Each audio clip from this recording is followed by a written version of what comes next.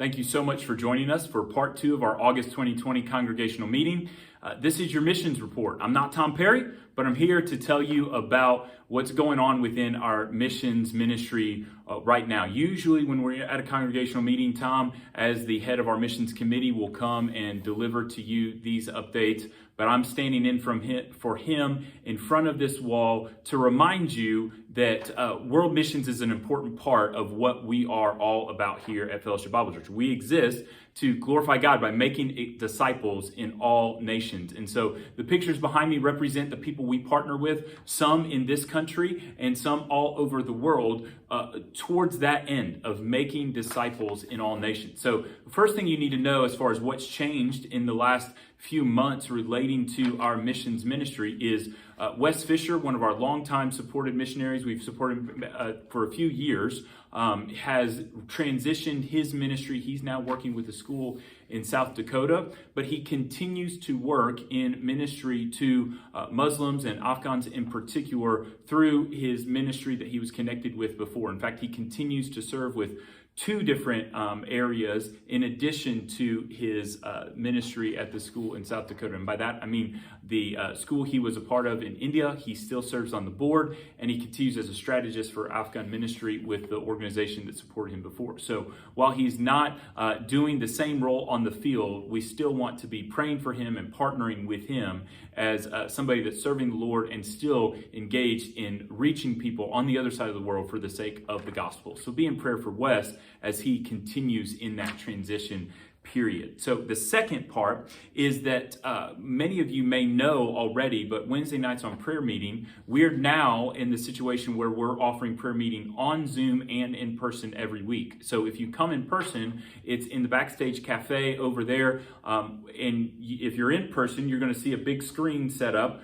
with people that are coming in via Zoom. And so either option is fine if you want to join us in person or in Zoom. Why it relates to our missions ministry is because our missionaries have been cycling through prayer meeting for us. So we have missionaries that live in other parts of our country and other parts of the world that have been able to join us on Zoom to update us on how we can be praying for them. And so actually, Bill Sims will be joining us on Wednesday the 16th, and he will be the last one. Everyone else has joined us over the course of the last few months on these prayer times. And so please join us anytime you see those Wednesday evening prayer reminders. Join us and be praying for our missionaries in that. Also, if you want to be praying for our missions ministry, there are missions prayer guides available in the lobby every single week. A lot of this stuff we don't broadcast online about what each of our missionaries are doing, but we do have the information available in print in the lobby for your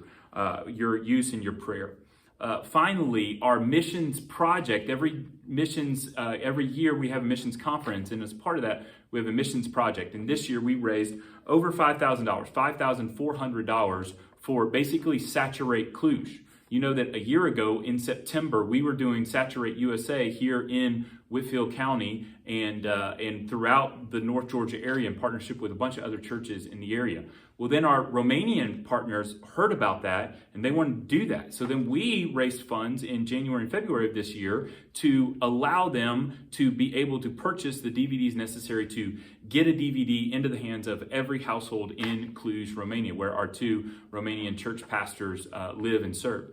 Now, because of all of the changes of COVID-19, those plans have been put on hold, but they are still working on plans for that distribution, much like we did fall of 2019 here. They want to do that sometime in 2021, and we want to be working with them. And in fact, our desire right now is to not only just financially support them, but actually send a team over with them to help them pack the materials and even distribute the materials once that's ready. So there is money available for them to use for that, to get the Jesus film into the hands of everybody in Cluj. But keep praying for that, because we haven't given up on that vision, and God still is going to be receiving the glory in Cluj, and we want to be a part of what God is doing to reach the lost in Cluj for his name's sake. So thank you for joining us. Now we're transitioning out of missions. I'm going to join with Jerry Watkins, the chairman of our elders, to talk about some finances and some elder details. Okay, so I'm with Jerry Watkins, who is the chairman of our elders and also the chairman of our finance committee. And so we're going to start out first just talking about our financial standing as a church. And obviously this has been a strange year and lots of economic turmoil in general. But as it relates to our church, Jerry, first question that we'll start off with is, how are we doing financially at Fellowship Bible Church? Usually when we come in to the August meeting, we are expecting that we're going to be a little under budget in terms of our receipts, and our expenditures. Our giving is stronger in the second half of the year than it is the first half. So when you come into the August meeting and we're looking at the first 6 months, you expect that you're going to have expenses exceeding receipts, and that is not the case this year, which is a blessing, which is incredible. Receipts probably exceeded last year's receipts through this same time period by almost $20,000, which is just absolutely amazing. Yeah. So we're in very good position considering everything that we've gone through. We're in a very good position. We've been very, very blessed. Very thankful for how people have been consistent and obedient to giving. Yeah, so when you use the language of receipts, you're talking about the church membership has given 20% more than in that period from last year. Yes, even through these difficult times. Right. And so is it fair to say that we haven't spent the normal budget money because of sort of shrinking our programming and our activity a little bit? Right. So that explains some of it, right. But also giving has been up. Right, giving has been up, and that is just absolutely amazing. Our costs are fairly consistent. They're not going to change a lot. Things like utilities, when we're not here, obviously those utilities will go down some, and we did have reduction in programming. But the ability to maintain or exceed our giving is just is truly a blessing. Yeah, and so all through this 6 months, we haven't had any payroll problems. The staff has been paid, and importantly, the missionaries have been paid on time, every single check. Yeah, that's good. What challenges, if any, are we facing financially for the rest of the year? Yeah, I think we still need to consider the long-term impact of the economics that we've just dealt with in the last 6 months. We have weathered this first time well, but we still need to consider what the impact's going to be on our the earning of our body, but also the needs of our body as things change, as situations change. How can we help our people? Yeah. So we have had some people lose jobs, a lot lose income, a few lose jobs, which we're really thankful that we haven't, as a church family, been hit harder. There's lots of places all over the country and all over the world where people are really struggling because of the economic effects of this. But at our church, our families are affected, but it hasn't necessarily reached the church's finances yet. But at some point, it likely will. Yes, it could. Yeah. So with that in mind, knowing that some of our families are struggling, tell us about the state of the Samaritan Fund. That's how we as a church give back to families within our own church family or in the community. Right. And we have some challenges with the Samaritan Fund because the primary source of funding for that comes from passing the plate the last Sunday of every month. Obviously, we can't do that in this time period, and we were not even present for like 10 weeks during this time period. We were not even on site. So we've not been able to take those collections, and so the giving is down. I will say that people have still been giving online, which has been fantastic. I encourage you to continue to do that. Online giving works great. It's probably one of the reasons we have fared so well in this, is that we have become more and more online giving type church. Yeah, and it occurs to me, one of the just unique things that I think God did in the midst of all of this is we had one service that we were using for online giving that we'd used for about 3 years. And towards the end of 2019, we were doing research about making a shift in early 2020. And so many of you know that you received email notifications of that shift early on this year. And it was a good thing. Right as we were moving towards online only services, we had a new and I think better online giving system that we were unveiling at the same point. And so lots of you have given faithfully online, and obviously you're welcome to give through the box, you're welcome to give through the mail, you're welcome to give online. So whether it's Samaritan Fund or General Fund, please remember to give towards that. And when we do communion in person now, we don't pass out the communion plates, and usually we pass out Samaritan plates with the communion plates, but now we're not doing that. And so it's just a reminder that as we give to the Samaritan Fund, that we need to be reminding our people, but also for you as church members, be reminded not only to give towards that, but also be reminded of the availability of that. So if you are facing a need, or you have a loved one that's facing a need, that's really why that's there, to serve people with financial felt needs, with the heart of the gospel, to present the gospel to people. But also our ministry isn't just presenting the gospel in word, but also helping people in their struggles. So normally we hand out detailed financial reports at these meetings. We're not going to just email those out. Those will be available. What we've decided is if you want a copy of that, just somewhere in this presentation, there'll be something that'll come and show you where you can make that request, and we will send you those. We have that information. Yeah. If you're interested and you'd like to see it, we'd love to. Yeah, you don't know this yet, but your email is right under you, about right here, right now. So yeah. So email Jerry for access to that normal report that we would typically give in person.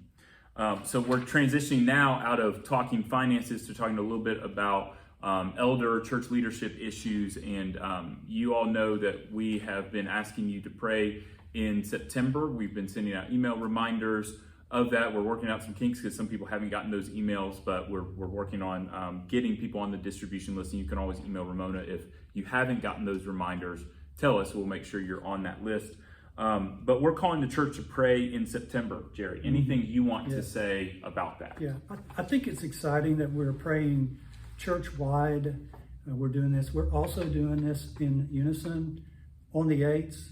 Sounds like the weather, but a great opportunity for us to all be praying at a particular time in the day together. I think the timing, I don't think we really thought about this, but I think the timing of this September, with everything that's going on with schools opening back up, with kids going back to school, some child care providers are opening back up. You've got parents now with the ability to go back to work for those that actually can. There's just a number of things that are transpiring this month. I think the timing for this is just going to turn out to be really, really important for us to be praying in unison together. Yeah. And you mentioned that it's significant to me. Today's Thursday, September 3rd, is we're filming this, and this is my kids' first day at school. And so there's some that started on Monday, and there is an intensive need right now within our community. And as we continue in prayer, this week our focus is on our community, but we focus out towards our country, and we recognize this fall things are divisive, and there's lots of communication about the election, which is now 2 months away. And so we really need to be in prayer, both for our city, our community, for our church and other churches, and all of these struggles we've had. And of course, so much of what is causing this is the COVID-19 crisis as another object for prayer that has really just completely affected life this year in 2020. Anything, Jerry, you want to add about recent elder discussions? Or I think when I think about our group this year, the thought of iron sharpens iron. It has been a year of sharpening one another, and it's been done in a manner that has been really, really productive and very good. I can't think of a year that, this is my third term serving, I can't think of a year where there has been more engaging conversations each and every week, and everyone is involved in that conversation. Everybody comes prepared for the next challenge that we're looking at. And so I'm so thankful for the men that God has put together for this time. They're absolutely incredible. I love them. I love their hearts and their desire to give and share. It's been good. There's been a good deal of diversity in positions, and that has made us stronger. It's made us better. It's given us better wisdom, understanding in the process. This seems to be a year we're consistently praying for wisdom, asking God for wisdom. And with that, I would ask the congregation, we would cherish your prayers for wisdom as we seek to see where God's taking us in the midst of this.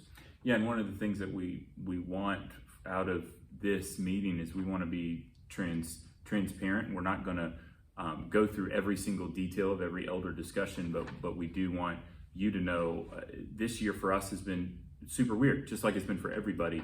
And so anyone in a leadership position is having discussions they never thought they would have. And we're trying to stay faithful to God's word. We're trying to stay faithful to our calling as shepherds in this. And so we do covet your prayers. We also covet just your perspective and your feedback. And so any questions you have, know that we're here for you. We're not here. Some of what we do feels like, and when we talk about finances, it feels like we're managing an organization, but we never want to, as elders, be caught up into managing this organization of Fellowship Bible Church. What we want to do is be leading a group of people, shepherding a flock. And so we desperately want to hear from you on any of these issues. One of the things that I never thought we'd be talking about, but as we get over 100 people in our services, our room is full, which who knew that 100 people would fill up our room? But we've talked about attendance a lot as elders.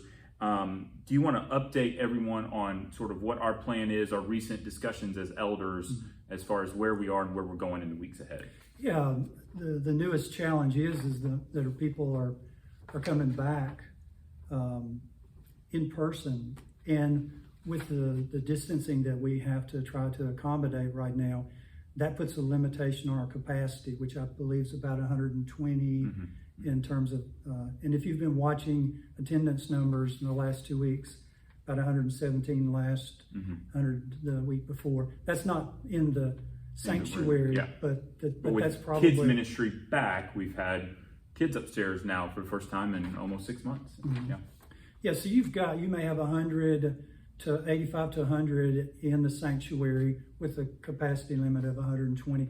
You're at about 80% capacity right there, which begins to be kind of tight. So, we're kicking around the idea of having two services.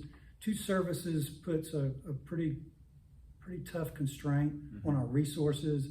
That's asking extra burden from our pastor staff, security, the tech folks.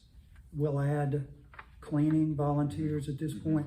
It will be an undertaking when we have to do that. So we talked about transitioning, and maybe just as we're getting to that capacity in the sanctuary, maybe having an overflow room for a period of time to see how we're going to do in coming back.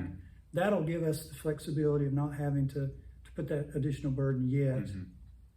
And maybe have a mark out there at some point that says, hey, when we get 25, 30% in our overflow, now's the time that we probably need to do that. Right. And our attendance numbers have fluctuated, and you can see how our attendance numbers are affected by the virus numbers within our community. And at this point, we're doing better than we were a month ago in our community, or 6 weeks, 8 weeks ago. And so that's good. We're happy to see the virus count being down within our community right now. But we still want to keep those chairs separated, and we don't know what attendance is going to do, what further fluctuations we're going to see. And so we're not moving to two services right away. We're kind of doing a temporary solution with this overflow area, and we're contacting some of our church leaders. And so we'll have some leadership that's going to be in an overflow area for a time being, and to make sure we have the right number of seats in the room. So I don't want to discourage anyone from coming because you're hearing us say that the seats in the room are full. It's a really good problem to have. And, 2 services is the right next step for us if we get back to the numbers of the attendance numbers that we would typically have, pre-March. And so that is something that's on the table. We're considering. We're just not pulling the trigger just yet, but we want you to be praying for us and thinking about how you could maybe help serve in one of those areas, ushers, cleaning, whatever, to help make that a smoother transition. We just don't want to do that too quickly. And obviously the prayer is for this virus to dissipate, for us to move back towards normal capacity, normal seating arrangements. So we're certainly praying towards that end, and we're remaining confident in God's sovereignty and grace. And we're just learning new things right now. And that's actually a grace of God. When challenges come, we learn new things and we learn to trust Him in the moment. So, Jerry, thank you so much for hopping on this video with me, and thank you for serving over our finances and as an elder. As I said, any questions for Jerry, his email is right there on the screen for you. And that's right. And thank you so much for watching this video. Pray for us as we seek the Lord's wisdom in leading this body. Amen. Thank you. Okay, so for this final section of the meeting, you're just with me for the normal senior pastor update. And of course, we know this isn't normal, so I'll state again, as I did in the meeting last week in part 1 of this meeting, that we recognize having a digital congregational meeting is not ideal. We're so thankful that we have the opportunity to worship in person right now, and that in the midst of all of the craziness of this year, we are still able to worship in person, and we want to stay committed to that. We are committed to that. That's a promise from your elders that we will remain committed to worshiping in person wisely and safely. And we know that life groups are finding different ways to be in person, and we have small group Bible studies that are in person and kids ministries in person. And so the life of the church needs to be face-to-face some. And so the reality of it is we've lived through a season of excruciating difficulty for the church. And we thank you. I thank you pastorally as the shepherd of this flock for just hanging with us in the midst of these changing times. And I ask that you continue to stick with us, stick close to God, and remain connected to your church, and get in a life group, get in a small group Bible study, live stream, come worship in person. We want to remain connected in these days. And one of the ways that we want to just shepherd wisely, you're going to get an email in the next week, and we're waiting till after this video is seen by most people to send out this email. And it's actually going to be a little bit of a survey. And the purpose of this survey is for us to recognize as elders that 2020 has been crazy, and all of us are stressed. And when I say I'm not living in fear, but I have had stress. I'm not living in constant pressing anxiety, but I have been stressed. And so it's okay for all of us to admit that the changes, the new challenges have been stressful, have been challenging. And so what this email survey is going to do is it's going to help us identify how we shepherd wisely over the next 6 months, over the next 6 years, as we discern how has this challenge affected your finances, and how are the financial pressures causing your relationship with God to struggle, because you're struggling through the difficult battle of faith in the midst of doubt, or how has this crisis affected your relationship with your children, your relationship with your spouse, your workplace, your employment. There's so many different new stressors. I mean, really, they're old stressors, but they have a new force to them caused by whether it's the crisis itself of this COVID-19 disease, or the racial turmoil and divisions within our country, or the political craziness in our country. All of those things are causing consistent stress for so many people. And so we're sending out this email to you to sort of gauge where our congregation is and how you are experiencing stress across different areas, so that the purpose is not just so we know, the purpose is so that we can shepherd wisely, and so that we know how to best minister to our congregation in these days. So be looking for that, and please participate in that. So that's one of the focuses coming over the next few months, is that we really expect so much of what we do over the next 6 months to be shaped by what the congregation needs right now.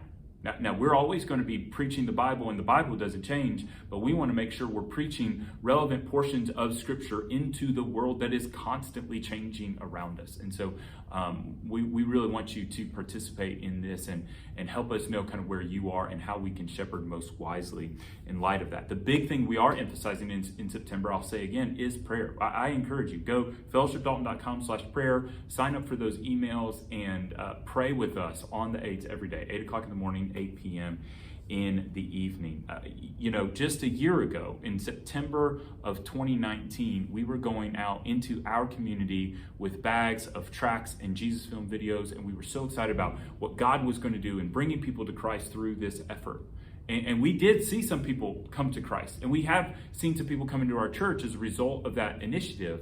But the reality of it is, when God is at work, the enemy comes and attacks. And I think that's part of what we're seeing this year. Is we saw a church and a community, and when I say the church, I'm not talking about Fellowship Bible Church. The church in Dalton was moving together to evangelize the lost together, to pray for revival together. And every time that's happened over the last 4 or 5 years, as I've been the pastor at Fellowship, there's been some sort of societal change or challenge that's come. And so we really want to be praying for revival and praying for those saturate bags that we dropped off a year ago. Don't forget to pray for the houses that you personally went to. I went in my neighborhood, and occasionally I'll see a house and I'll remember I talked to this person a year ago, and I'll stop and pray for them. And I'd encourage you to do the same. Drive through those neighborhoods where you personally delivered bags a year ago and pray for those people. Prayer walk those neighborhoods. As we focus on the Word of God, the preaching ministry is going to continue to be focused on delivering books of the Bible in clarity with practical application to you. And so I'm pretty excited that if you're watching this on Sunday, that you know that I wasn't there that Sunday morning, that John Joyce delivered the word. And at this point, I obviously haven't seen the sermon, but I saw the notes, and the notes are fabulous. And I'm so grateful to have elders like John that come and deliver the word to God's people. But coming up this fall, we're going to be jumping into some more exciting stuff in the book of Philippians, and actually Ecclesiastes is coming soon also. And so those books speak to the challenge of suffering and the search for meaning in the midst of all of the craziness. So go ahead and start reading ahead in Philippians and Ecclesiastes, because that's the next two places we go here in terms of preaching ministry. One more personal note that the elders asked me to share with you is, if you were at the February congregational meeting, and some of you that weren't may have heard, the elders announced that because I finished 10 years of ministry at this church on February 1st, I started February 1st of 2010, they awarded me or gave me and my family a 4-week sabbatical. And so the plan was unveiled at that point that I was going to be gone for all of July 2020. And just as a season of rest, reconnection with God, unplugging from the ministry for a little while to plug in with my family and plug in with God, and come back refreshed and renewed to a new season of ministry here in the fall of 2020. And the reality of it is that didn't happen. And some of you have asked, and we've shared the reasons for that, but the plans for travel, with all of the uncertainty around different states having different policies and all of this kind of stuff, we recognize that July 2020, in about May, we recognize, no, this isn't going to work. And we also recognize, after the church had been through such a season of online only, I wanted to be here. I wanted to be here when we moved back to in-person services. So the elders were gracious to allow us to postpone that. And so if you're wondering, hey, I thought Tim was going to be gone for all of July, and you noticed that I wasn't gone, you can look forward to me being gone in July of 2021. But thank you for just being concerned about my family in that. And I'll just encourage you to pray for our pastoral staff, as you've now seen the reports from Tim and Jason the previous week, and you've seen the reports from myself and Jerry, and you've seen Raymond, and I gave Tom's report. And there's more going on with women's ministry, and with men's ministry has some new things coming in the fall, and we've kind of been talking again about, hey, how do we get some things rolling, because we put so much on hold for this spring and summer. But know that I love this church, and all of your leaders love this church, and this has been an excruciating period for all of us of disconnection, and we're so excited to see what God does in this next season, because we really do believe that the best season of life for this church and growth for this church is ahead. And whatever happens in 2021 or through the end of 2020, we know that the gates of hell will not withstand the expansion of Christ's church. So I'm so glad, I'm so thankful to be a part of the church of Christ, which can't be stopped. And I'm so thankful to be on this journey with you. Thank you for joining us through this video. Thank you for your prayers, for your leadership. Pray for your city this week.